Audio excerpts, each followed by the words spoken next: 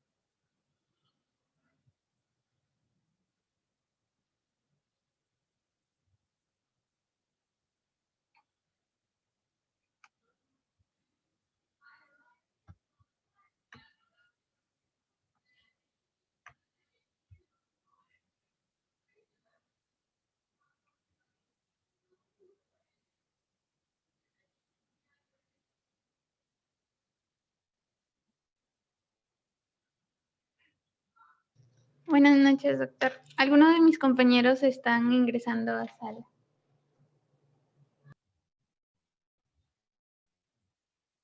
Bueno, estarían en sala de Ok, espera. buenas noches.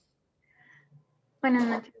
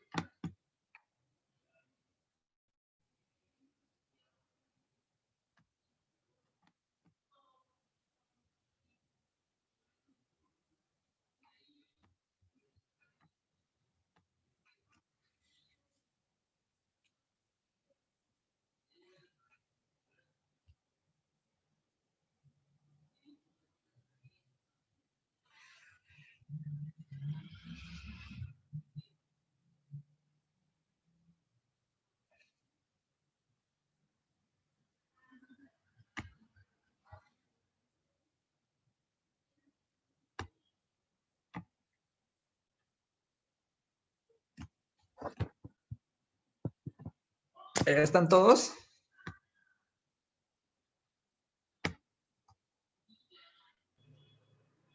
Creo que faltarían 6 personas, doctor. Lo que pasa es que en algunas zonas se ha ido la luz y no sé si posiblemente pues ese es el inconveniente. Doctor, mi compañero Diego Donaire me dice que está en la sala de espera.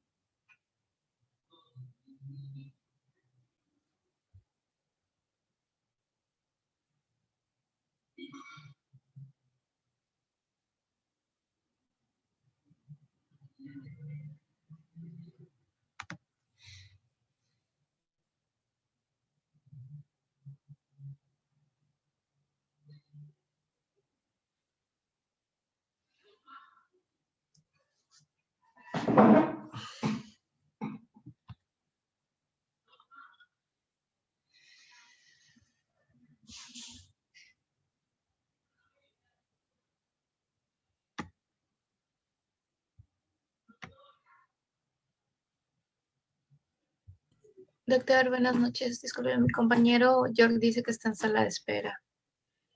Ya.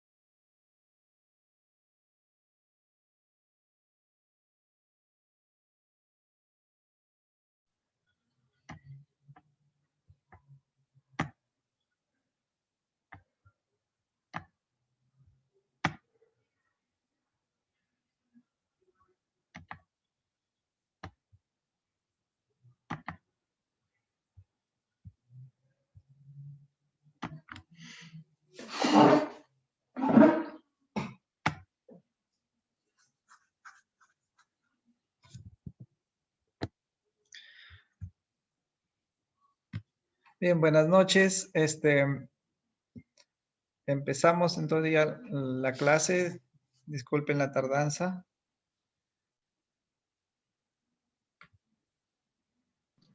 Sí, doctor, gracias. Ya, entonces hoy vamos a hablar de cardiopatía isquémica crónica, de angina estable, ¿no?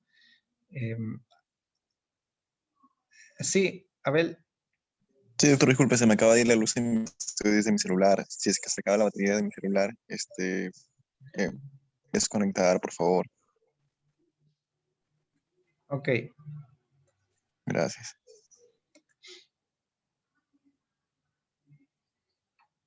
Bien, entonces ayer habrán hablado del síndrome coronario agudo, ¿no? Sí, doctor. Entonces, para resumir, todo esto está dentro de los síndromes de insuficiencia coronaria, ¿no? Que está los agudos y los crónicos, ¿no? Los agudos es todo lo que han visto ayer, ¿no? En resumen, que es el Zika, el famoso Zika, ¿no? Síndrome coronario agudo, en donde con el electrocardiograma yo voy a definir si, ¿no? Si el Zika es ST elevado o es ST no elevado, ¿no? El ST elevado generalmente va a dar como resultado el infarto Q, y el ST no elevado va a dar lugar a, generalmente al infarto no Q o la angina inestable. Estos dos se diferencian por las enzimas cardíacas, que en el infarto las enzimas cardíacas lógicamente están elevados, en cambio en la angina inestable las enzimas cardíacas están normales, ¿no? Entonces, eso es los agudos, lo que han visto ayer, ¿no? Y ahora vamos a ver el síndrome de insuficiencia coronaria crónico, ¿no? Ahí está la cardiopatía isquémica crónica, ¿no? Y la angina estable a la cabeza, ¿ya? Entonces, es importante conocer los factores de riesgo coronario siempre que nos enfrentemos a un paciente con dolor de pecho. Hay que siempre preguntarlo por los factores de riesgo coronario. Estos van a servir tanto para un paciente que viene con dolor de pecho agudo, como para alguien también que viene con dolor de pecho crónico, ¿no? Para ambos grupos me sirven, tanto para los agudos como para los crónicos, ¿no? Los mayores son la diabetes, la hipertensión, la obesidad, hipercolesterolemia, tabaco, sedentarismo, antecedente familiar directo de un infarto o evento cerebrovascular en varones menos de 55 y mujeres menos de 65. Y la microalbuminuria, ¿no? 8 factores de riesgo mayores, ¿no? Y los menores, el alcohol, la hipertrigliceridemia, HDL bajo, el estrés, personalidad tipo A, personas coléricas, ¿no? Hiperuricemia, antecedente familiar que no cumple el criterio mayor.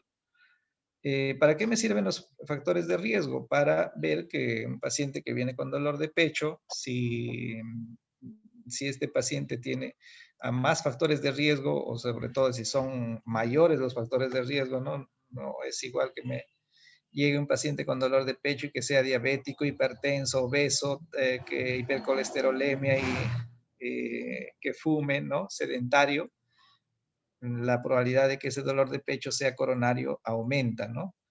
En cambio, si me viene un paciente joven con dolor de pecho, pero sin factores de riesgo, la probabilidad de que ese dolor sea de causa cardíaca o coronaria disminuye, ¿no? O se aleja, ¿no? Claro que no se descarta, pero te aleja, ¿no? Entonces te ayuda más o menos a orientarte eh, en un paciente con dolor de pecho los factores de riesgo, ¿no? Es importante, tanto para los dos grupos, para los agudos que han visto ayer, como para los crónicos que vamos a ver ahora. Entonces, ¿cómo es la presentación clínica de la cardiopatía isquémica crónica? Un paciente con cardiopatía isquémica crónica puede presentarse de manera asintomática, y eso se llama isquemia silente. El paciente no tiene dolor de pecho, ¿no? Sino ya sea de forma casual, se se va a evidenciar isquemia en un electrocardiograma o en un Holter por ahí, ¿no? Y el paciente que llega sintomático, ¿no? Básicamente, lo más frecuente, como comenté, es la angina, ¿no? Con angina de pecho. Pero también puede presentarse con disnea, ¿no? Al ejercicio, y cuando el paciente presenta disnea y esa disnea es por isquemia, a eso se llama equivalente anginoso, ¿no? A esa disnea. Puede presentarse con arritmias, ¿no? Palpitaciones, síncopes. Puede presentarse el paciente con síntomas y signos ya de insuficiencia cardíaca, ¿no? O puede presentarse con una muerte súbita, ¿no? El paciente nunca tuvo angina, nunca tuvo dolor de pecho y de frente hizo una muerte súbita, ¿no? Por eso la paciente dicen se murió repentinamente, ¿no? Hizo una muerte súbita, lo más probable que la causa la más frecuente de una muerte súbita sea de causa isquémica, ¿no? De causa cardíaca, un infarto, ¿no?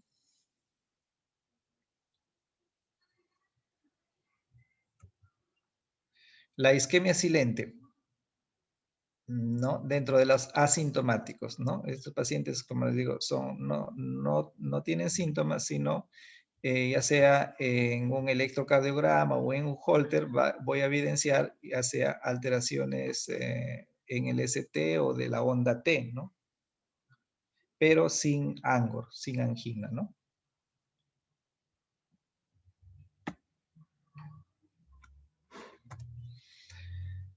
Entonces, estos pacientes asintomáticos con isquemia silente, ¿no? Pueden tener ateroesclerosis coronaria extensa y oclusiva, ¿no? Y no presentar síntomas, ¿no? Con el pasar del tiempo, el primer síntoma en estos pacientes puede ser una muerte súbita o ya el paciente llega con clínica de insuficiencia cardíaca, ¿no? Bien, y ya los sintomáticos, lo más frecuente son los pacientes que se presentan con angina, ¿no? ¿Qué es una angina? Es una isquemia miocárdica transitoria, ¿no? Porque la angina generalmente aparece al esfuerzo o con el estrés y al hacer reposo o al usar isorbide sublingual, la angina pasa, ¿no? Porque si no pasa una angina con el reposo o con isorbide, la angina no pasa, ya se convierte en un síndrome coronario agudo, ¿no? Y la angina se produce cuando hay obstrucción de una arteria coronaria más del 70%, ¿no? Para que se produzca angina. ¿Cómo es la angina? La angina generalmente tiene relación con los esfuerzos, como le digo, ¿no? Y más frecuente por la mañana y postprandial. Generalmente no pasa de 15 minutos, porque ya si una angina sobrepasa los 15, 20 minutos, ya podemos sospechar en un síndrome coronario agudo o un probable infarto ya, ¿no? Es retroesternal, ¿no? Opresivo, es lo típico de la angina, es que sea retroesternal y opresivo, ¿no? Y que se irradia a cuello, mandíbula o a la zona interescapular. Es la angina típica, ¿no? Y se puede asociar a otros síntomas neurovegetativos como diaforesis, náuseas o disnea, ¿no?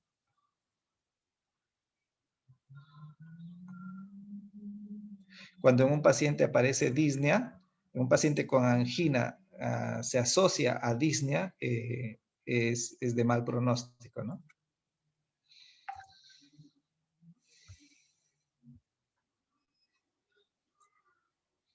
Bien, la Sociedad Canadiense clasifica a la angina en 4 estadios, que es una clasificación funcional, así como la disnea, ¿no?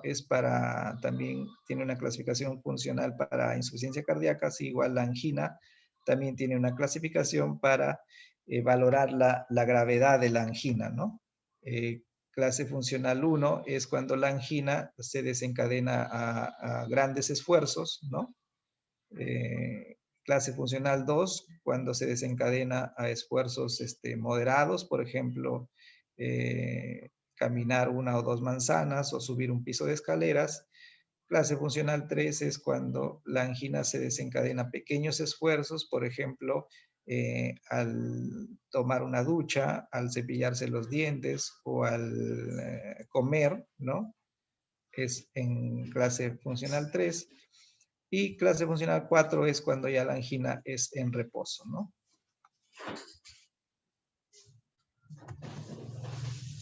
¿Cómo hacemos el diagnóstico de la angina? ¿Hay algún examen que nos permita diagnosticar angina?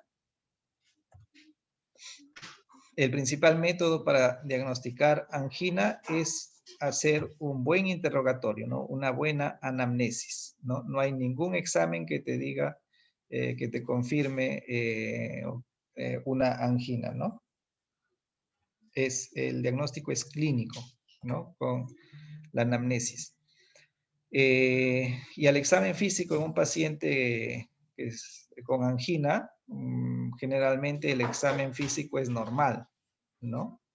Pero hay que siempre hacer la exploración cardíaca, ¿no? Buscando síntomas, como dijimos, a veces puede el paciente ya llegar con síntomas y signos de insuficiencia cardíaca, ¿no? Secundario a cardiopatía isquémica crónica, ¿no? Entonces, hay que explorar la parte cardíaca, la parte pulmonar, tomar la presión, ¿no? Porque generalmente estos pacientes son hipertensos, diabéticos, hemos dicho, ¿no? Buscar edemas, ingurgitación yugular, o sea, signos y síntomas de insuficiencia cardíaca, ¿no? Y importante es siempre palpar los pulsos periféricos, ¿no? ¿Por qué? Porque en los pulsos periféricos me van a orientar si yo tengo unos pulsos periféricos débiles, ¿no?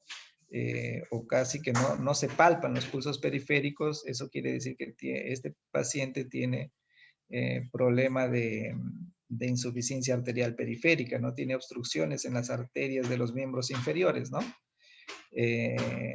Entonces, como las coronarias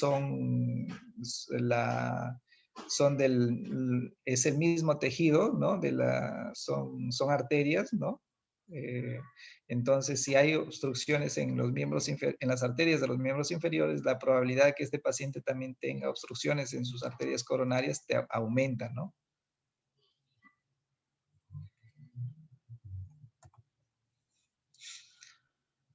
Bien, entonces ya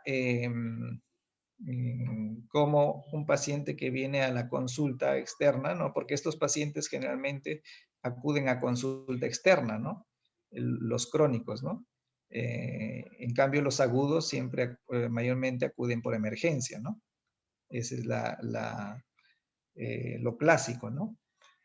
Entonces, un paciente que se presenta a la consulta con dolor de pecho, yo a través de la anamnesis voy a identificar qué tipo de dolor de pecho tiene, qué tipo, si es una angina típica, si es una angina atípica, o el dolor es tipo no anginoso, ¿no? Cuando el dolor es una angina típica o no, cuando cumple 3 características siguientes, o sea, el dolor es típico, o sea, retroesternal opresivo, ¿no? Provocado por el esfuerzo o el estrés emocional y se alivia en unos minutos haciendo reposo o con nitratos o uso de nitratos, ¿no? Si cumple estas 3 características, ese dolor de pecho se califica como una angina típica, ¿no? O una angina definitiva. Si cumple solo 2 de estos criterios, ¿no? Estamos hablando de una angina atípica o angina probable, ¿no? Y si cumple 1 o ninguno de estos criterios, estamos hablando de un dolor de pecho no anginoso. ¿Para qué me sirve identificar estas 3 categorías, no? Me va a servir porque si yo diagnostico una angina típica, ¿no? Con la anamnesis, la probabilidad de que esta angina o esto de dolor de pecho sea de causa cardíaca es altamente probable, ¿no? En cambio, si yo diagnostico que el dolor es tipo no anginoso, ¿no? La probabilidad de que este dolor sea de causa cardíaca en este paciente se aleja, ¿no? Entonces, para eso Para eso me sirve, para acercarme más a la causa, ¿no? Entonces, siempre que se enfrentan a un paciente con dolor de pecho, tienen que preguntarle estas características e identificar qué tipo de angina tiene este paciente, ¿no? Y de acuerdo a eso, ya se va a plantear los exámenes, ¿no? ¿Qué exámenes voy a pedir? Entonces, en todo paciente que diagnostico dolor de pecho con la evaluación anterior, en la evaluación inicial yo a este paciente voy a pedirle en primer lugar un electrocardiograma, ¿no? Un perfil metabólico en donde incluye perfil lipídico, glucosa, urea, creatinina, ácido úrico y microalbuminuria, una placa de tórax y un ecocardiograma transtorácico, ¿no? Son los exámenes iniciales basales, básicos, ¿no? En un paciente que viene a la consulta externa con dolor de pecho crónico, ¿no? Ya luego de estos exámenes, los exámenes ya más sofisticados, más, más orientados a determinar la causa son los siguientes, ¿no? La ergometría o prueba de esfuerzo, el ecocardiograma de estrés, la gamografía de perfusión o perfusión miocárdica, la tomografía coronaria, la resonancia magnética y finalmente la coronariografía invasiva, que es el examen final ya. Perdón un ratito.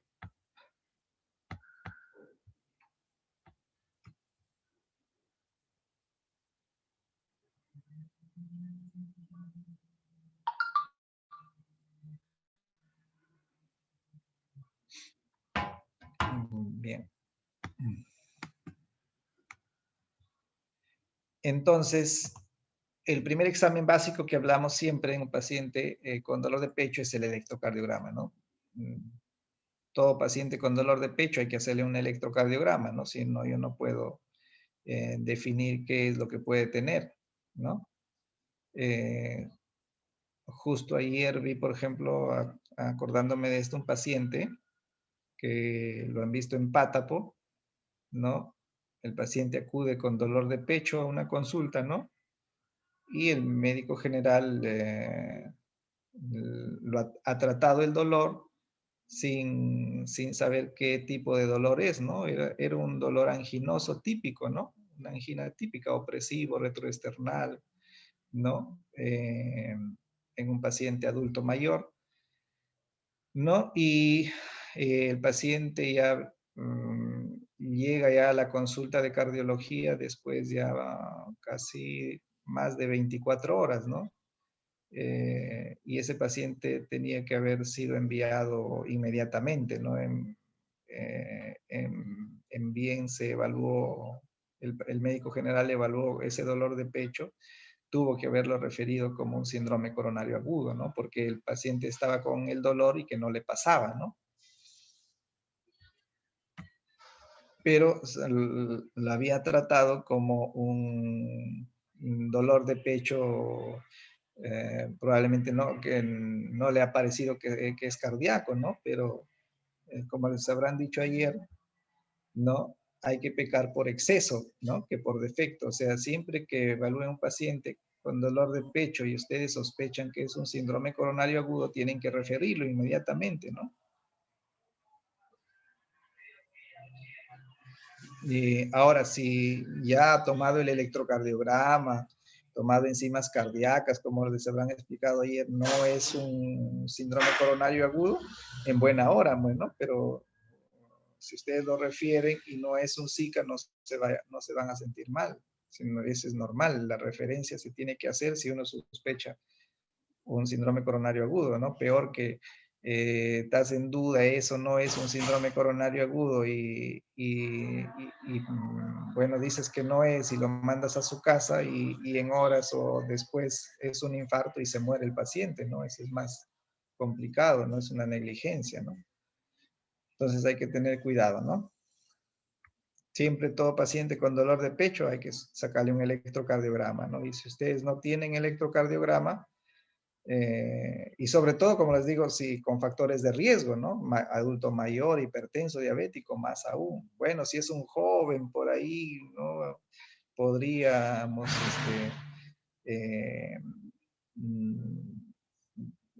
pensar diferente, ¿no? Pero con factores de riesgo ni hablar, ¿no? Entonces, el electrocardiograma tiene una sensibilidad del 50% en pacientes sin dolor, pero si le toman el electro justo durante la crisis de anginosa, la sensibilidad aumenta al 90%, ¿no? ¿Qué voy a evaluar en un electrocardiograma? Voy a ver si hay, que ya hemos visto, ¿no? Si hay ondas Q de necrosis, que me dice que ya este paciente ha tenido un infarto previo, entonces, si ha habido un infarto previo y el paciente me viene con dolor de pecho, pues este dolor de pecho es de causa cardíaca, ¿no? Si hay isquemia, que es alteraciones en la onda T, o si hay lesión, alteraciones en el segmento ST, ¿no? Que hemos visto ayer en con el grupo de práctica, ¿no? La onda T, entonces, isquemia subepicárdica, que es T negativas, ¿no? Cuando las ondas T son negativas, se llama isquemia subepicárdica, y cuando las T son picudas, altas, ¿no? Más de 10 milímetros en precordiales y más de 6 en el plano frontal, se llama isquemia subendocárdica, ¿no? En cambio, en el segmento ST se llama lesión, ¿no? Cuando hay descenso del ST o infradesnivel del ST, se llama lesión subendocárdica, y cuando hay supradesnivel del ST, lesión subepicárdica, ¿no? Entonces, eso evalúo en un electrocardiograma, y la onda Q, ¿no? Que me va a decir que el paciente ha tenido un infarto previo, ¿no? La onda Q es necrosis, ¿no? Por ejemplo, acá en la derivada 3 veo la onda Q, que es la primera deflexión negativa en el electrocardiograma, ¿no? Y en ABF también, ¿no? Pero cuando hablo o considero que una Q es patológica, ¿no? Porque en un electro pueden haber ondas Q y no ser patológicas, no indicar necrosis, ¿no? Cuando una onda Q indica que ha habido necrosis, que ha habido infarto previo, cuando la onda Q mide más de un cuadradito, que es más de 0.04 milisegundos, ¿no? Más de un cuadradito de ancho, y en profundidad más de un tercio de la onda R que le precede, ¿no? Tiene que ser en derivaciones congruentes, en este caso como que es la cara inferior, 2, 3 y ABF, ¿no? No puede ser, por ejemplo, en 3 y en B4, no tienen relación, ¿no? Tienen que ser en caras congruentes que ya habrán visto en su práctica, ¿no? Y lógicamente, entonces, yo veo este electrocardiograma y yo le puedo decir al paciente con seguridad que este paciente ha tenido un infarto, ¿no? Y él me va a decir, sí, doctor, tuve un infarto hace tantos años, ¿no? Porque esto, ya cuando hay Q y la onda T es negativa, el infarto quiere decir que es antiguo, pasado, ¿no? Me va a decir cuándo el paciente a través de la clínica, cuándo ha tenido dolor, cuándo fue hospitalizado por un infarto, ¿no? Y es la huella que queda, ¿no? del infarto en el electrocardiograma. Bien, es el electrocardiograma. El otro examen importante es el ecocardiograma, ¿no? En un ecocardiograma, en un paciente que estoy sospechando cardiopatía isquémica crónica, ¿qué voy a encontrar? ¿Qué voy a valorar? La motilidad segmentaria, ¿no? La contractilidad del miocardio, ¿no? Cómo está la contractilidad. Y la fracción de eyección es importantísimo, ¿no? La FEBI, ¿no? Fracción de eyección del ventrículo izquierdo. Claro, en un ecocardiograma se valora más cosas, ¿no? El tamaño del corazón, las válvulas, ¿no? Pero en cardiopatía isquémica crónica es importante la motilidad y la fracción de eyección, ¿no? Tanto es así que el electrocardiograma y el ecocardiograma son los exámenes fundamentales cuando voy a evaluar a un paciente con dolor de pecho, ¿no? Tal es así que el EKG es clase 1, nivel de evidencia C, y el ecocardiograma es clase 1, nivel de evidencia B.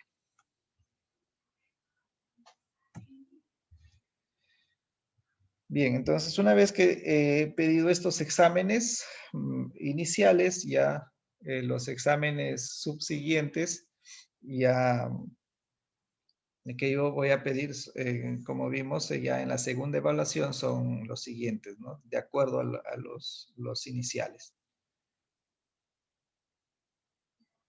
En la ergometría o prueba de esfuerzo, ¿no? Sirve para hacer diagnóstico, para pronóstico y valorar la respuesta al tratamiento en los pacientes. Una prueba de esfuerzo es positiva cuando el paciente haciendo el esfuerzo presenta dolor de pecho, ¿no? O presenta alteraciones en el segmento ST, ¿no? Por ejemplo, en este caso tenemos, ¿no? El paciente hace esfuerzo y está conectado, pues, ¿no? Al electrocardiograma, ¿no? Y en la pantalla me va a salir, por ejemplo, este es el electrocardiograma en reposo, ¿no? Que yo no veo que esté alterado, ¿no? Es un electrocardiograma normal, ¿no? El ST está isoeléctrico con la línea de base, ¿no? Y las ondas T tan positivas, ¿no? Entonces está normal. Pero ¿qué pasa cuando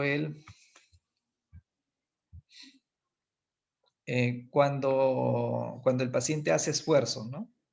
Uno, que aumenta la frecuencia cardíaca, y al aumentar la frecuencia cardíaca puede hacerse evidente si tiene una obstrucción coronaria, va a producir isquemia, ¿no?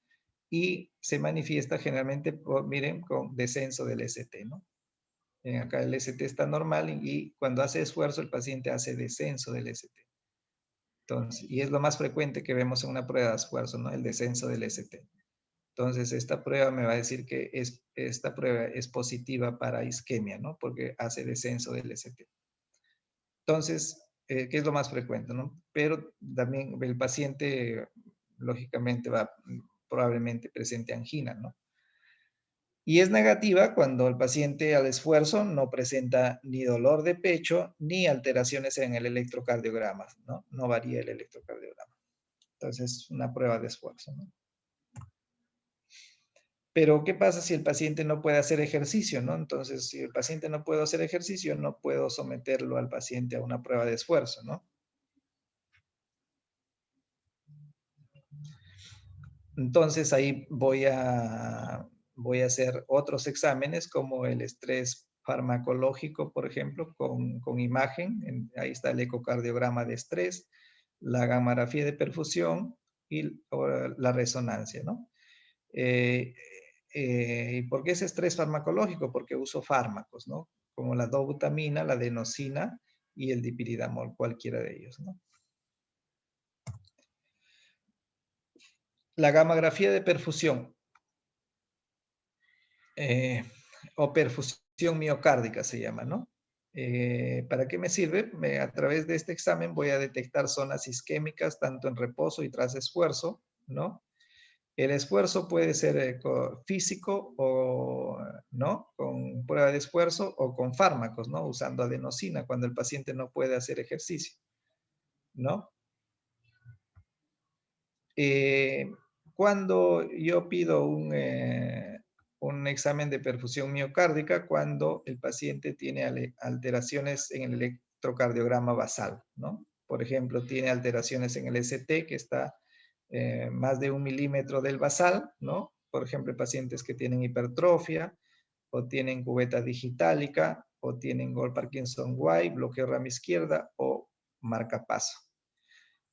Entonces, en estos pacientes yo no puedo hacer una prueba de esfuerzo convencional, ¿no? Tengo que hacer un examen ya más sofisticado, en este caso, que es la gamografía de perfusión, ¿no?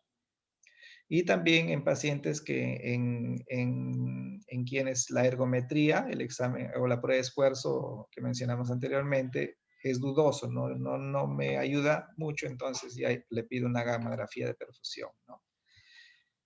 Y en una gamografía de perfusión, como les dije, se puede hacer con prueba de esfuerzo.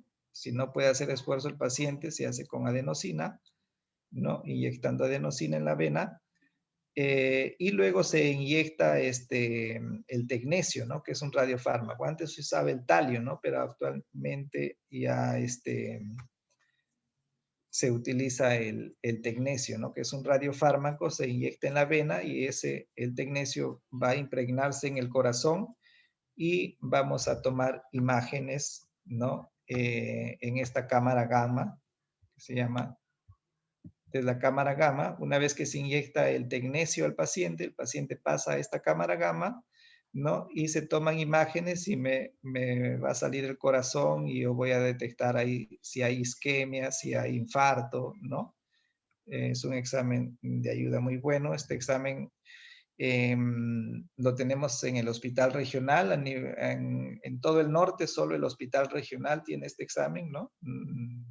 No, no hay en otro sitio, no, Piura, Trujillo no tiene, el Almanzor no tiene, solo el hospital regional, ¿no? Es un examen muy ayuda para los pacientes con cardiopatía isquémica,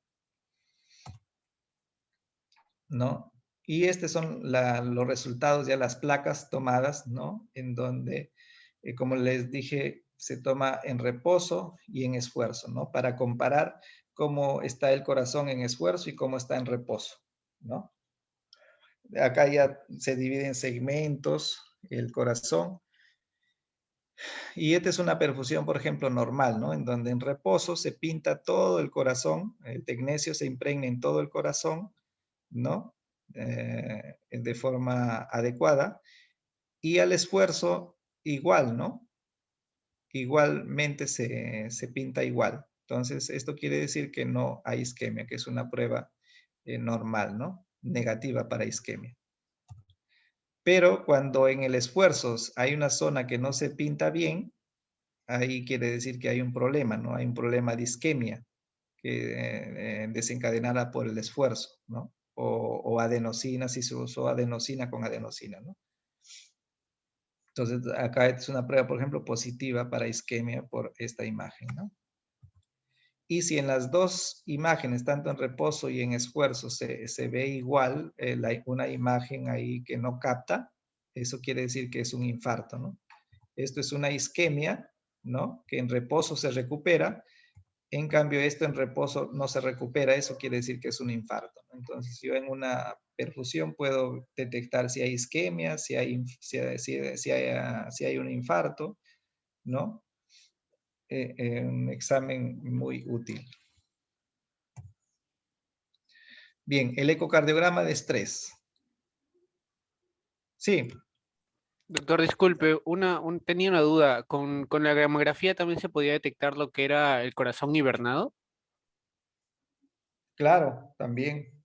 Pero ahí, o sea, no aparecería la imagen como isquémica, sino de que tiene circulación, pero no está funcionando o algo así, ¿no?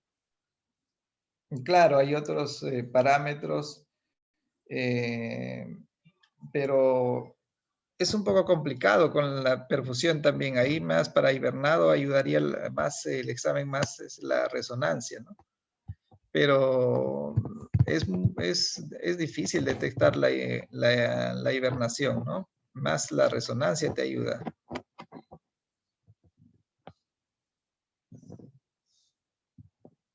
Ok, doctor, muchas gracias.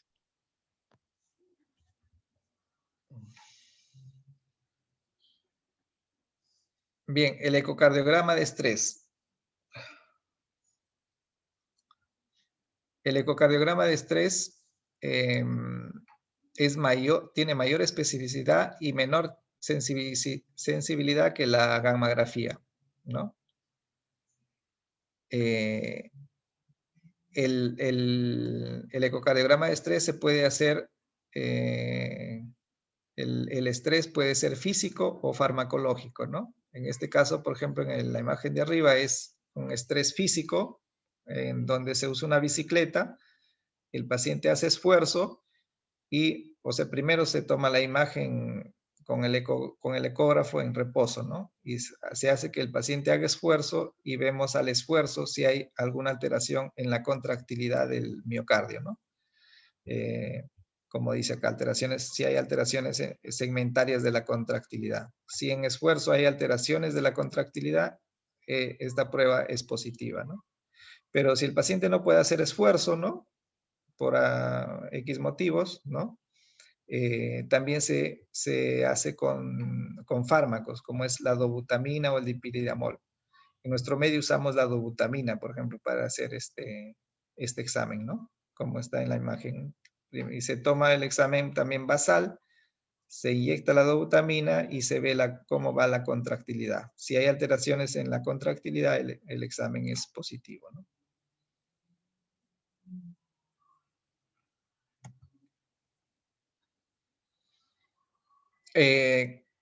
Conforme vayamos explicando, pueden hacer preguntas o dudas que tengan, ¿ya? Está bien, doctor. Bien, la tomografía coronaria es una técnica de reciente introducción, ¿no? Tal es así que en nuestro medio no tenemos tomografía coronaria, ¿no? En Lima sí hay tomografía coronaria, acá no hacemos. ¿En quién está indicado hacer una tomografía coronaria? En pacientes de bajo riesgo pretest, que vamos a ver posteriormente a qué se refiere el bajo riesgo pretest, ¿no? ¿Qué voy a valorar en una tomografía? La calcificación coronaria global, ¿no? Hay un score de Aganston, que es el score de calcio, que se valora en una tomografía, ¿no?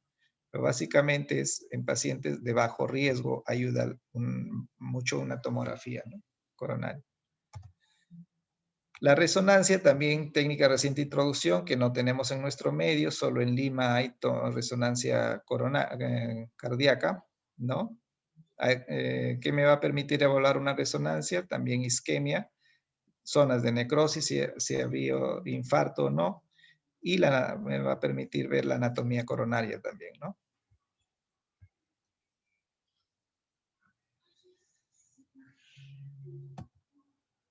Y la coronariografía invasiva, el cateterismo coronario, que es el gold estándar para el diagnóstico de la enfermedad coronaria, que me va a permitir conocer la anatomía coronaria, ¿no? Número de vasos afectados, localización de las lesiones, la severidad de las lesiones, la circulación colateral y el flujo, ¿no?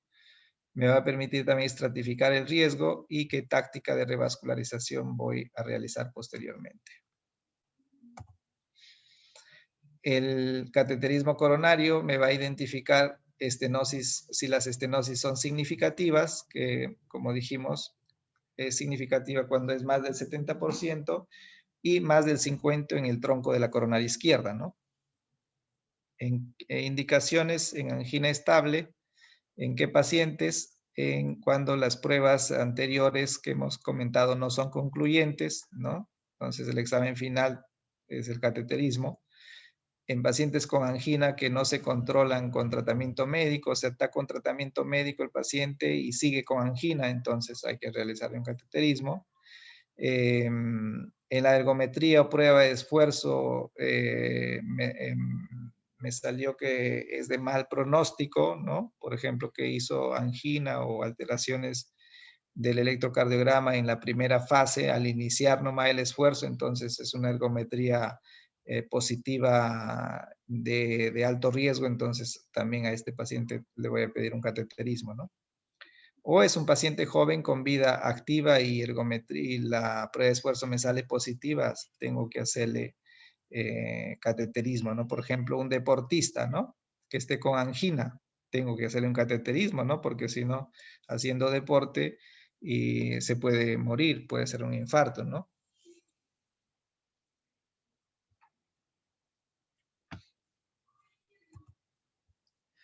Esta es una coronariografía invasiva, por ejemplo, un cateterismo coronario en donde vamos a identificar las arterias coronarias, ¿no? La coronaria izquierda y la coronaria derecha. La coronaria izquierda, este es el tronco de la coronaria izquierda, ¿no? Que se divide en dos, la descendente anterior y la circunfleja, ¿no? Entonces, y la coronaria derecha, ¿no? ¿Qué es esto? Entonces, son las arterias principales del corazón, ¿no? Por ejemplo, yo acá veo, por ejemplo, en la descendente anterior, una obstrucción pequeña acá, ¿no? Que obstruye la luz, ¿no? Acá también hay otra obstrucción, ¿no? Y en la coronaria derecha también una obstrucción acá más grande, ¿no? Entonces yo con el cateterismo, como les comenté, vamos a ver el número de arterias afectadas, el tipo de lesión, la severidad de las lesiones, todo, ¿no? Voy a ver en un cateterismo.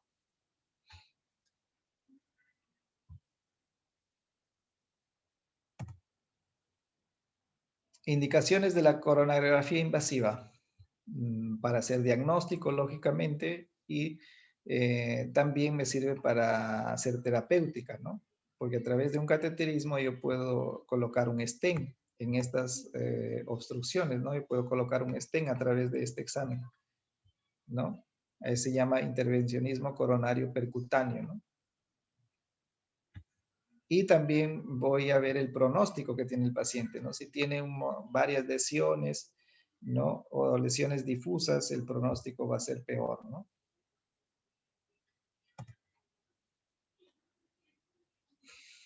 Bien, hacemos un break de unos 10 minutitos, 5 o 10 minutitos para continuar ya,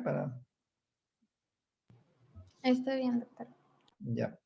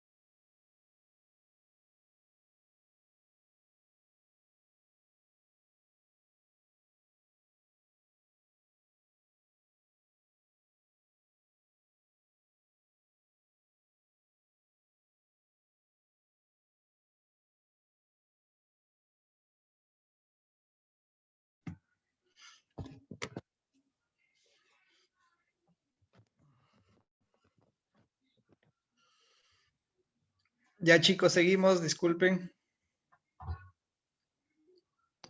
Estoy viendo. Bien. Entonces ya ahorita vamos a entrar a lo que es lo que les comenté a un inicio de la valoración pretest, ¿no? Como ven acá, este es de la guía, bueno, del 2013, pero ahora ya estamos en la del 2019, pero básicamente es para este cuadrito, ¿no? No ha cambiado, ¿no? El puntaje es el mismo, no hay problema, ¿no? En el 2019 sigue igual. Lo que sí, con respecto hay una variación con respecto al 2019 a la guía del 2013 es estos valores, ¿no? Que han cambiado, que son sacados ya de la guía del 2019.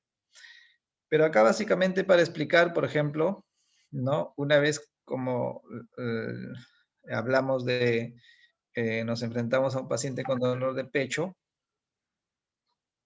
y vamos a ver qué tipo de angina tiene el paciente, ¿no? Si es una angina típica, una angina atípica o un dolor de pecho no anginoso, ¿no? En primer lugar, ¿no?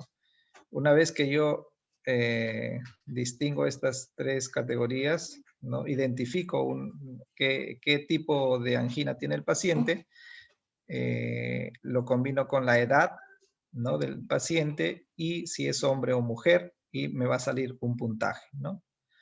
De acuerdo a ese puntaje, voy a identificar en qué probabilidad de tener enfermedad coronaria tiene este paciente. Si tiene menos de 5%, la probabilidad es muy baja, ¿no? Menos de 5, la probabilidad es baja. De 15 a 85, la probabilidad es intermedia. Y mayor de 85, la probabilidad es alta, ¿no? ¿Para qué me ayuda esto? Porque yo si tengo una alta probabilidad de enfermedad coronaria, probablemente a este paciente ya no le pida exámenes de los que hemos hablado, ¿no? Sino de frente ya le pido un cateterismo, ¿no? Porque la probabilidad es alta de que tenga enfermedad coronaria, ¿no?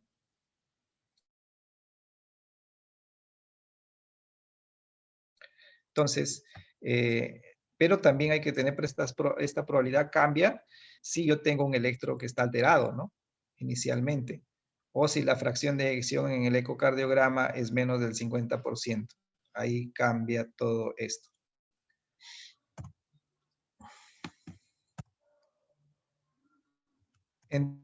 Entonces, ¿para qué yo voy a solicitar, ¿no? Y esto viene acá, ¿no? Si la probabilidad es alta, como dijimos, la indicación es la angiografía coronaria, ¿no? O sea, un cateterismo de frente. Si la probabilidad es intermedia,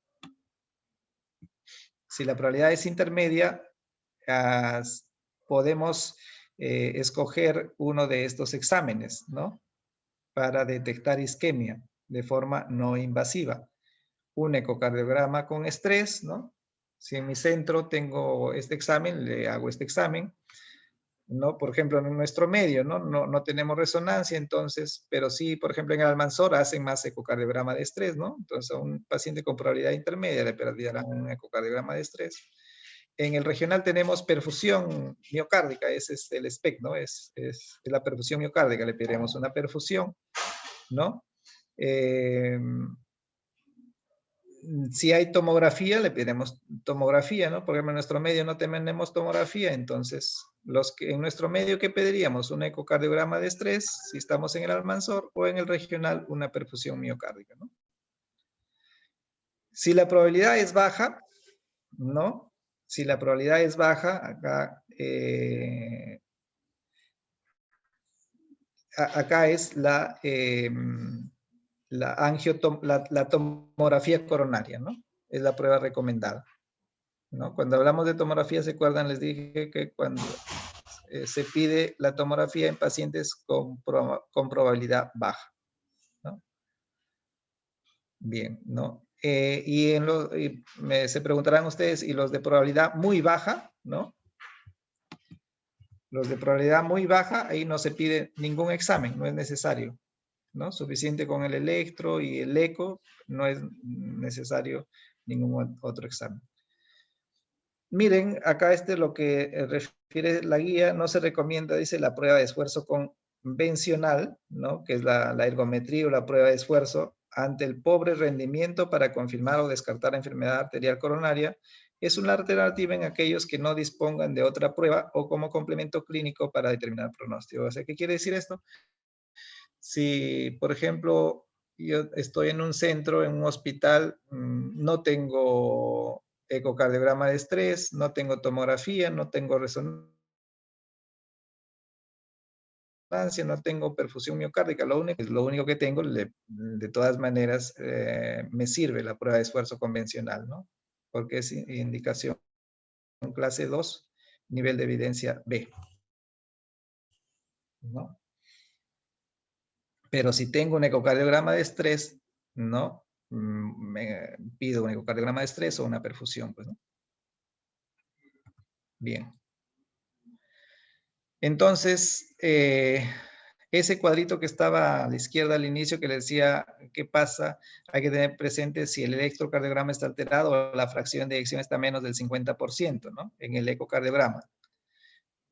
Si la fracción de eyección está menos del 50% y el paciente tiene angina típica, por ejemplo, ya de frente le hago cateterismo, ¿no? Ya no hago ningún otro examen.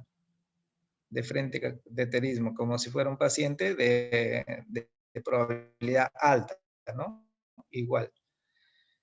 Pero si no está a menos del 50%, o sea, está normal, más del 50%, pido un test de detección de isquemia, ¿no? ¿Cuáles son los test de detección de isquemia? Los que hemos descrito, pues, ¿no? La prueba de esfuerzo, el ecocardiograma de estrés, la perfusión miocárdica, no, la tomografía, la resonancia, ¿no? Cualquiera de ellos. Y estos exámenes me van a también determinar si el paciente es tiene baja probabilidad a través del examen, baja probabilidad de enfermedad coronaria, probabilidad media o alta probabilidad, ¿no? Si el paciente con esos exámenes tiene baja probabilidad o probabilidad intermedia, a esos pacientes ya solo se indica tratamiento médico óptimo, ¿no? Pero si el paciente es de alto riesgo en la prueba de detección de isquemia, ¿no? En estos pacientes hay que valorar la posibilidad de revascularizar aparte de que se indica tratamiento médico óptimo, ¿no?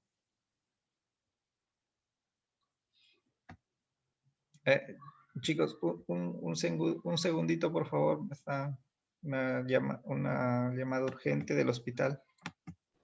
Está bien, doctor.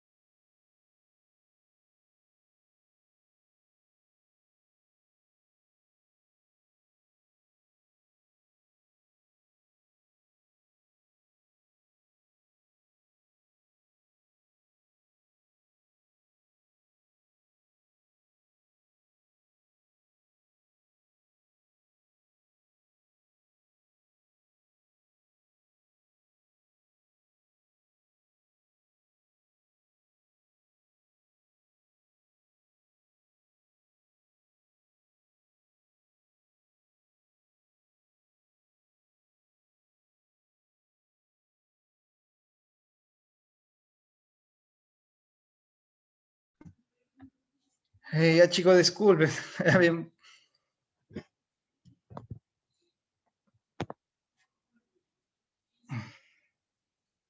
Ya chicos, entonces seguimos.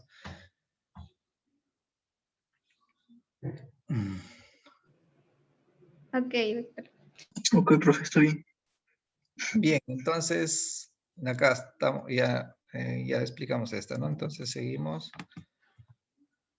Entonces ya vamos a ver entonces en qué se trata sobre el tratamiento médico óptimo, ¿no? Y la revascularización acá, ¿no? Entonces, ¿cuál es el tratamiento de la cardiopatía isquémica ya, no?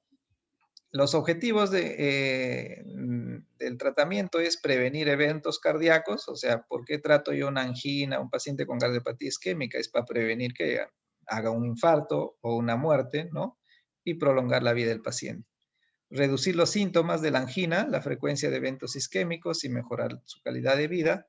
Y interrumpir el progreso de la aterosclerosis, ¿no? Son los tres objetivos del tratamiento. Entonces, para cumplir esos objetivos hay que modificar el estilo de vida del paciente. Si hay factores precipitantes, tratarlos, ¿no? El tratamiento farmacológico y finalmente si se va a realizar cirugía o angioplastía. En cambios en el estilo de vida incluye que el paciente si fuma, que deje de fumar, si tiene sobrepeso o obesidad, que baje de peso. La actividad física tenemos que reducir, ¿no? Porque si está con angina no le podemos decir que haga ejercicio, ¿no? Y evitar trastornos emocionales también que pueden desencadenar episodios de angina, ¿no? En cuanto a tratar los factores precipitantes, ¿a qué se refiere? Por ejemplo, si el paciente tiene anemia, también la anemia puede incrementar la angina, entonces hay que tratar la anemia. Si hay fiebre, también puede aumentar la angina. O una infección puede precipitar una angina, entonces tratar si hay un proceso infeccioso. El hipertiroidismo también, ¿no? O frecuencias cardíacas altas, por ejemplo, una fibrilación con respuesta ventricular alta, ¿no? Hay que tratarlo porque va a desencadenar episodios de angina, ¿no? El tratamiento farmacológico incluye beta bloqueadores, estatinas, IECA o ARA2, siempre y cuando el paciente haya tenido un infarto previo, antiplaquetarios y espironolactona también si el paciente ha tenido infarto. Todos estos medicamentos mejoran el pronóstico, ¿no? Y los medicamentos que reducen síntomas pero no mejoran pronóstico son los nitratos y los calcioantagonistas.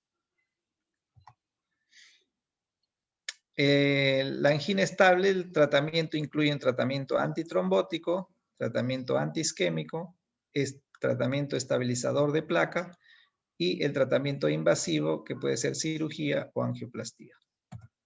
Tratamiento antitrombótico que incluye los antiagregantes plaquetarios, ¿no? Aspirina, ácido acetil salicílico, 100 miligramos al día.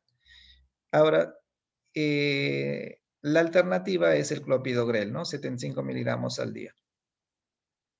De elección es la aspirina, ¿no? Pero si el paciente por A o B tiene intolerancia a la aspirina, ¿no? O padece de gastritis o antecedentes de úlcera péptica, por ejemplo, ¿no? Ahí yo le cambio a clopidogrel. Pero en angina estable no se dan los dos, ¿no? Se da uno de ellos, ¿no? En Zika, sí, como habrán visto ayer, no, ahí sí se da doble antiagregación, ahí sí se dan los dos, ¿no? El tratamiento antiisquémico, ¿qué incluye? En el tratamiento antiisquémico se incluyen los beta bloqueantes, los calcio antagonistas. Cuando indicamos calcio antagonistas, pero acá es calcio antagonistas tipo verapamilo y diltiazem, ¿no? Cuando están contraindicados los beta bloqueantes, por ejemplo, en un paciente con asma, yo no puedo darle beta bloqueante, entonces le doy un calcio antagonista tipo verapamilo o diltiazem. O cuando se sospecha vasoespasmo, ¿no? Por ejemplo, en la angina de Prismental, que es por vasoespasmo, ¿no? O cuando persisten los síntomas, pese al tratamiento completo, incluyendo beta bloqueante. O sea, estoy con beta bloqueante ya a dosis tope y el paciente sigue con angina, le puedo agregar también calcio antagonista, ¿no? Los IECA, damos IECA como tratamiento antiisquémico siempre y cuando el paciente haya tenido infarto, insuficiencia cardíaca, es hipertenso o es diabético, ¿no? Nitratos durante las crisis anginosas, el dinitrato de isosorbide, ¿no? Y los fármacos ya más modernos, la ivabradina, ¿no? Damos ivabradina cuando, a pesar del tratamiento anterior dado, el paciente persiste con angina y que tenga frecuencia cardíaca menos de 70, ¿no? Y la ranolacina también es otro ya fármaco de reciente introducción.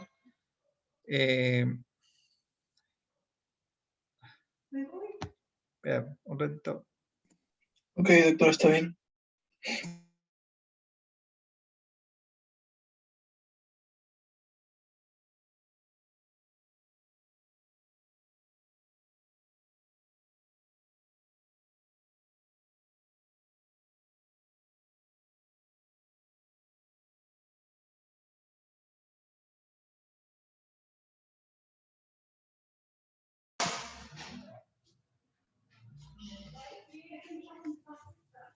Ya la ranolacina, si a pesar de este tratamiento persiste el paciente con angina, podemos agregarle ranolacina, ¿no?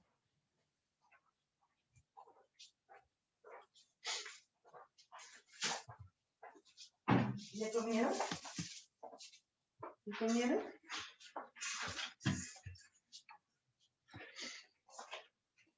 La dosis en la angina estable de la aspirina es esa dosis en promedio 100 miligramos, ¿no? Una tableta de 100 miligramos. Los betabloqueantes, el más antiguo, el atenolol, ahora hay más modernos ya, bisoprolol, metoprolol, ¿no? Carvedilol, ¿no?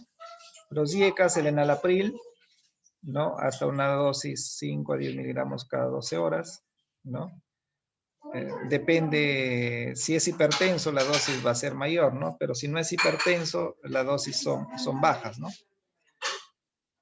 Y estatinas, la atorvastatina, que puede ser 10 a 40 miligramos al día, ¿no? De acuerdo al nivel de colesterol también, ¿no?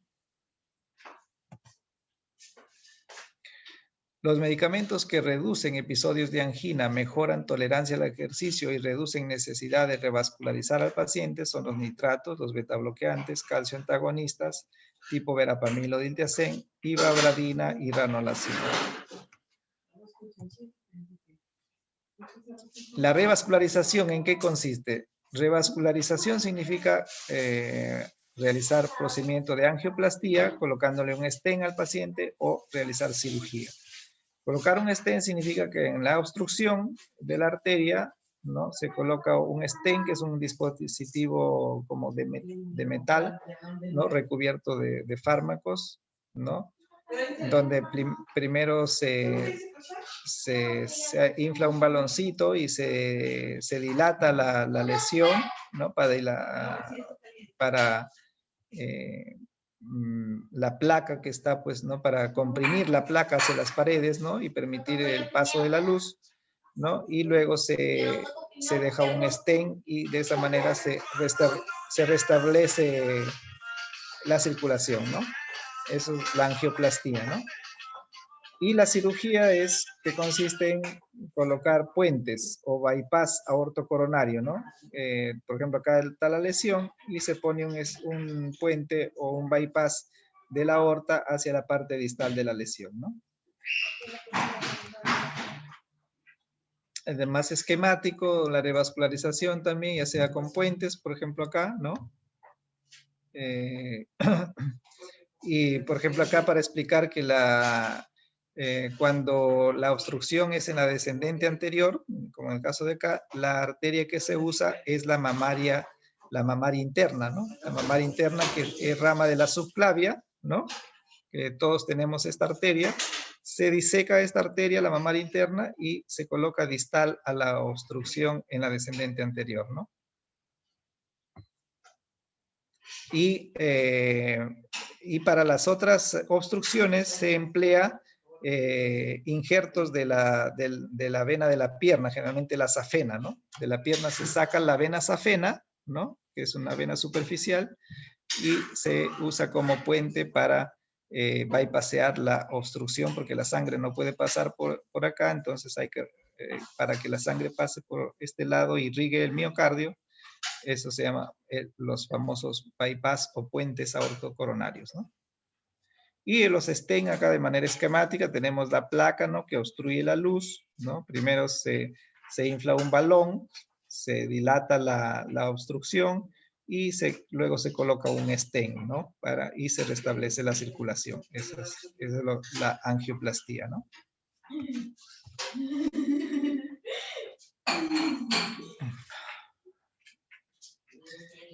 ¿Cuál es el objetivo en la cardiopatía isquémica del colesterol, ¿no? Acá es importante en un paciente, en pacientes con cardiopatía isquémica es llevarlo el colesterol LDL a menos de 70, ¿no? El colesterol malo. Ideal, actualmente recomiendan las guías llevarlo a 50, ¿no?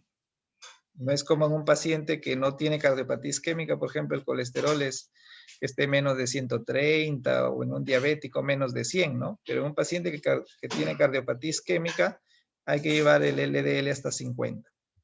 El HDL subirlo a más de 60, ¿no? La presión, si es hipertenso, llevarlo a menos de 140/90 como objetivo en todo hipertenso. Si es diabético, llevarlo la glucosa a niveles normales y la hemoglobina glicosilada a menos de 6.5%. Esos son los objetivos de tratamiento, ¿no?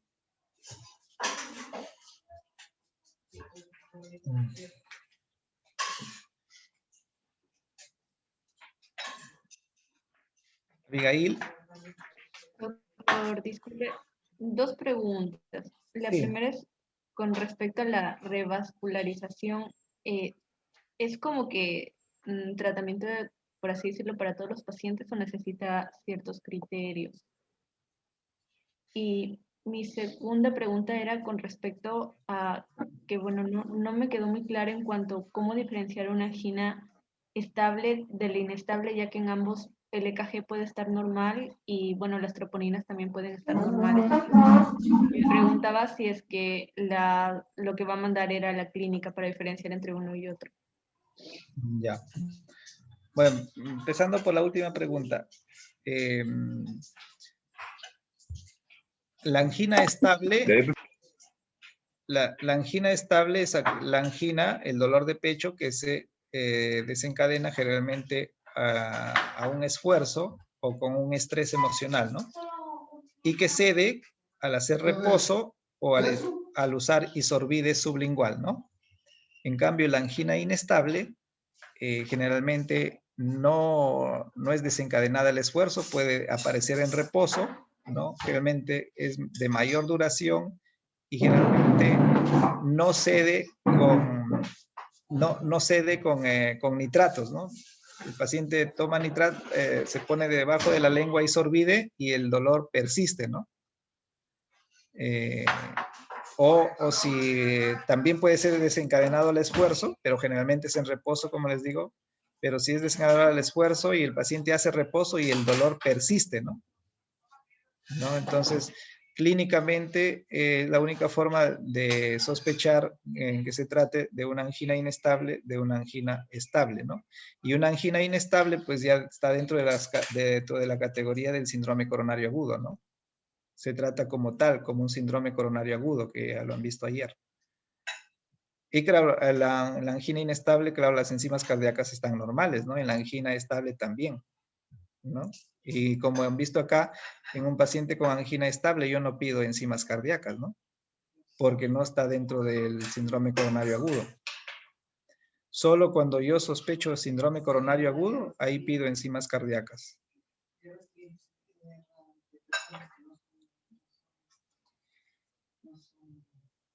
Ya, eso en cuanto a eso. En cuanto a la otra pregunta.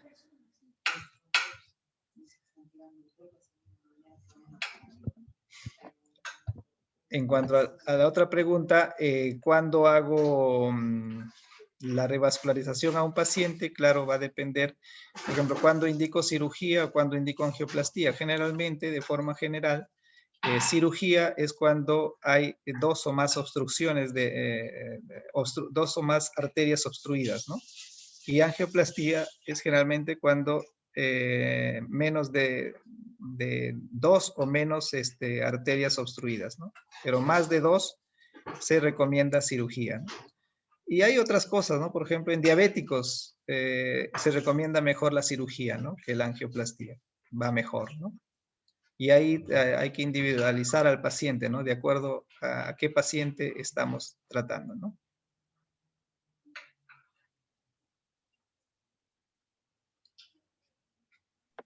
Doctor, una última pregunta. Con respecto a la prueba de esfuerzo, ¿esta se hace, por así decirlo, junto con el EKG, es decir, como por así decirlo, las pruebas diagnósticas necesarias o es como que cuando no encontramos, por así decirlo, como que cuando es un cuadro atípico? Tenía esa duda. Ujú. Sí, muy buena pregunta. Claro, como mencionamos al principio, si yo tengo un electro alterado, ¿no? Si el electro basal del paciente está alterado y este paciente viene con dolor de pecho y encuentro el electro alterado, lo más probable es que a este paciente ya no le pida una prueba de esfuerzo convencional, ¿no? Tendría que pedirle otra prueba, ya como hemos visto el ecocardiograma de estrés o la perfusión miocárdica, ¿no? Que tenemos en nuestro medio, ¿no? Pero en quienes pido más una prueba de esfuerzo es en un paciente que viene con dolor de pecho, pero el electrocardiograma está normal, ¿no? Ahí me ayuda más la prueba de esfuerzo. Pero si está alterado, es mejor pedir las pruebas, las pruebas que mencionamos, el ecocardiograma de estrés o la perfusión miocárdica, ¿no? Por eso, pues lo que presentamos acá en el cuadrito, ¿no? Si el EKG está anormal, ¿no? Ya pido otras pruebas, ¿no?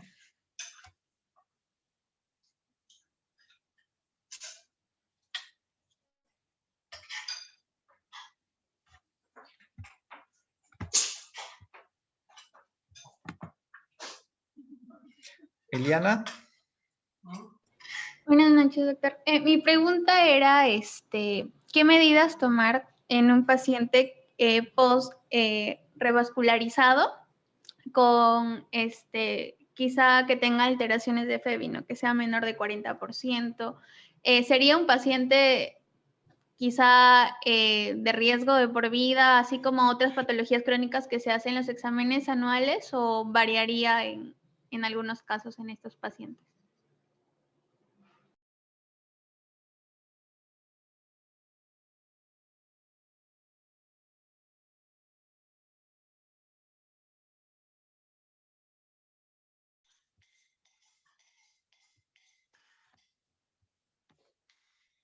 Hola, Eliana, no te escuché bien.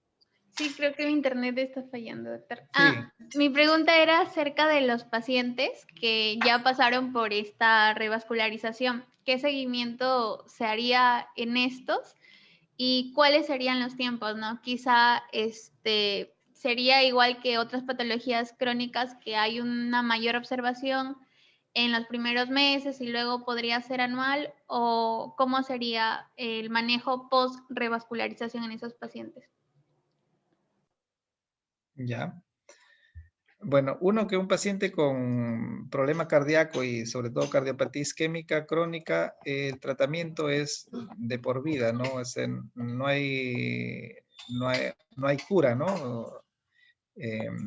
Hay que estar en un constante monitoreo, ¿no? Una vez vascularizado, incluso hay que hacer pruebas posteriores a esto, ¿no? De nuevo, por ejemplo, ahí sí me ayuda, por ejemplo, una prueba de esfuerzo, ¿no? Para ver cómo está el paciente, ¿no? Porque si antes hacía angina al esfuerzo o la prueba de esfuerzo salió positiva, una vez vascularizado, yo le hago otra prueba de esfuerzo para ver a ver si ya no tiene angina al hacer esfuerzo o la prueba me tiene que salir negativa, ¿no? Para decir que ha sido bien revascularizado. Porque si no ha sido bien revascularizado, yo le hago una prueba de esfuerzo, de nuevo me va a seguir saliendo positiva, ¿no? Entonces, En estos pacientes, ahí sí la prueba de esfuerzo me va a ayudar a hacerle seguimiento, ¿no? Mientras su prueba de esfuerzo salga negativa, yo voy a seguir con su tratamiento médico y con el tratamiento médico que hemos mencionado, ¿no? Todo este tratamiento, ¿no? Y con los objetivos, sobre todo, que hemos mencionado al final de estos pacientes llevar a estos valores, a estos objetivos, ¿no? Muchas Mari gracias. Carmen. Sí, doctor, buenas noches, perdón. Yo tenía una pregunta. En la literatura te mencionas, por ejemplo, que había dos tipos de stent, tanto los convencionales, que eran los metálicos, o los farmacoactivos. Entonces yo quería preguntar, en nuestra realidad, ¿qué es lo que más se utiliza en este caso? ¿Cuál de estos dos tipos? Ya. Los dos tienen utilidad en la actualidad, ¿no? Todavía se usan los dos. Más, lógicamente, los farmacoactivos, siendo de uso más reciente, se están usando más, pero, por ejemplo, en diabéticos es mejor los farmacoactivos, ¿no? Y en no diabéticos es mejor los metálicos, ¿no? No mejor, sino esa es su mejor indicación, ¿no? En diabéticos los fármacos activos y en metálicos en los no diabéticos. Pero los dos se usan, ¿no? Pero cada vez salen más estén fármacoactivos de nueva generación que tienen mejor tiempo de vida, ¿no? Menor riesgo de trombosis, ¿no? Que son más modernos y son mejores, ¿no? Está bien, doctor, muchas gracias.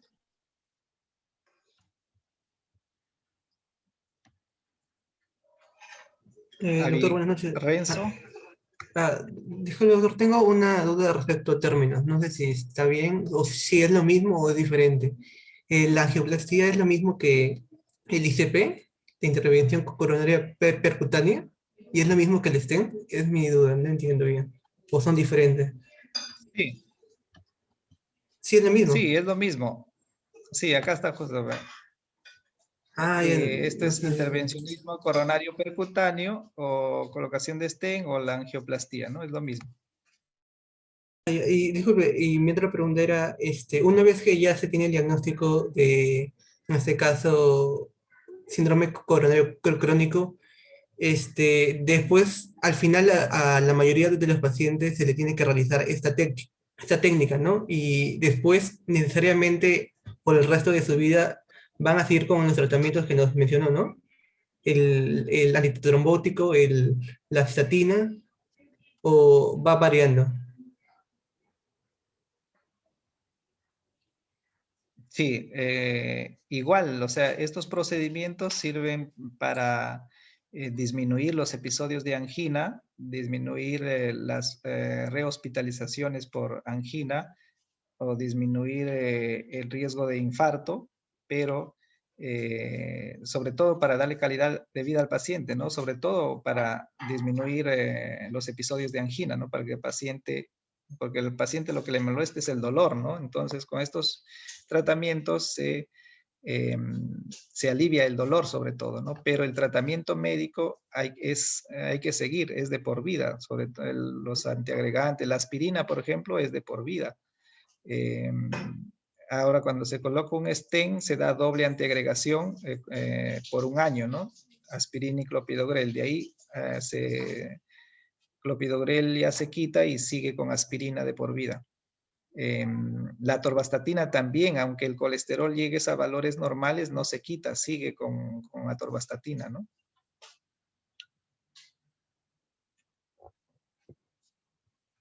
Eso, doctor. Gracias. Abigail.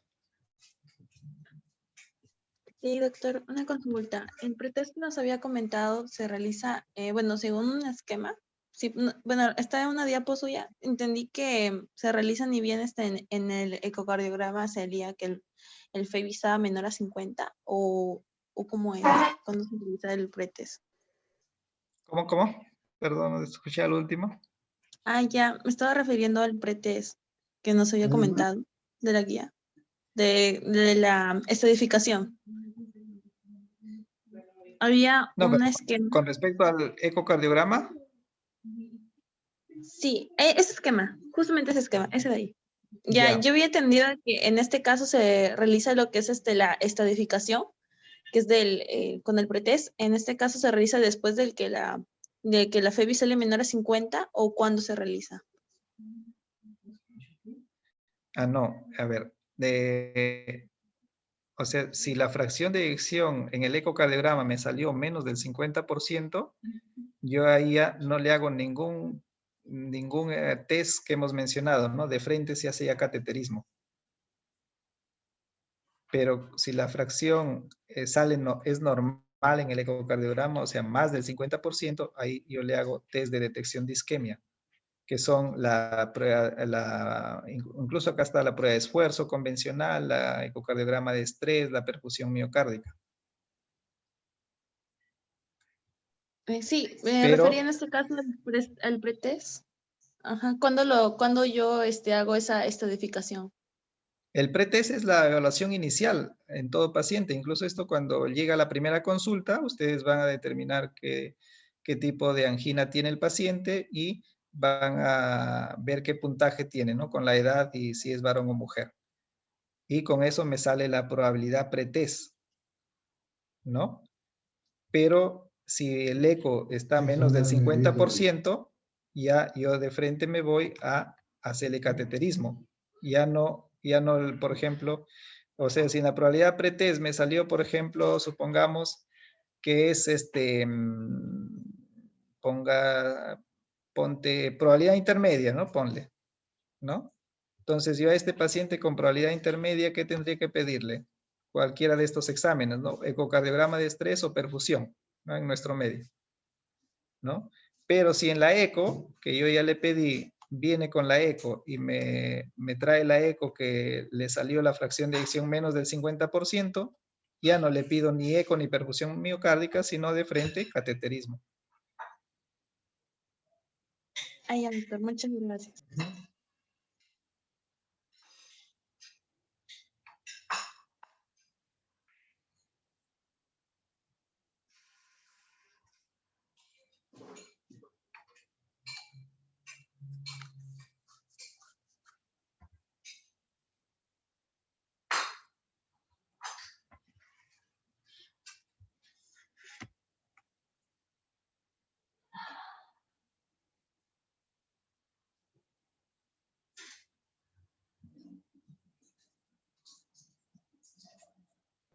Creo que no hay más preguntas, doctor. Ya. Ya pues, ya chicos, entonces ahí acabamos. Ya nos vemos en la práctica la otra semana. Ok, doctor, está bien, gracias. Gracias, doctor. Muchas Cuídese. Gracias a todos. Muchas gracias, Gracias, doctor. chicos. Buenas Chao. noches. Buenas noches con todos. Buenas noches. Buenas noches, doctora. Hasta luego.